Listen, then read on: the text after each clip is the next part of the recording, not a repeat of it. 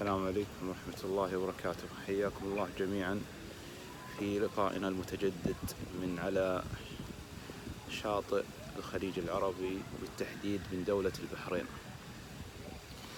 موضوعنا هذا اليوم بإذن الله عز وجل وهو رؤية البحر في المنام.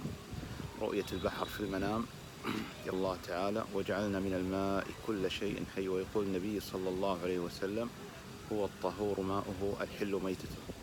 فرؤية البحر يدل على المال الوفير والرزق الحلال، ورؤيا البحر لصاحب الذنوب والمعاصي ورؤيته كأنه وقع فيه ويغرق في هذا البحر يدل على الوقوع في الذنوب والمعاصي، فعليه بالاكثار من الاستغفار والتوبة والإنابة إلى الله عز وجل.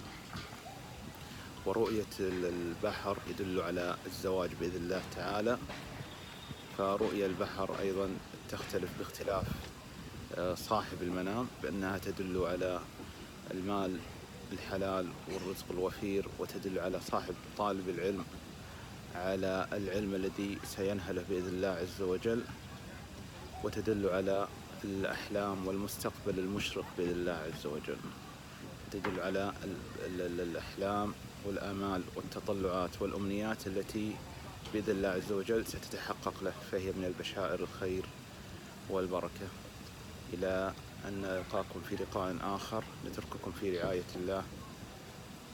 صلى الله وسلم على نبينا محمد وعلى آله وصحبه أجمعين.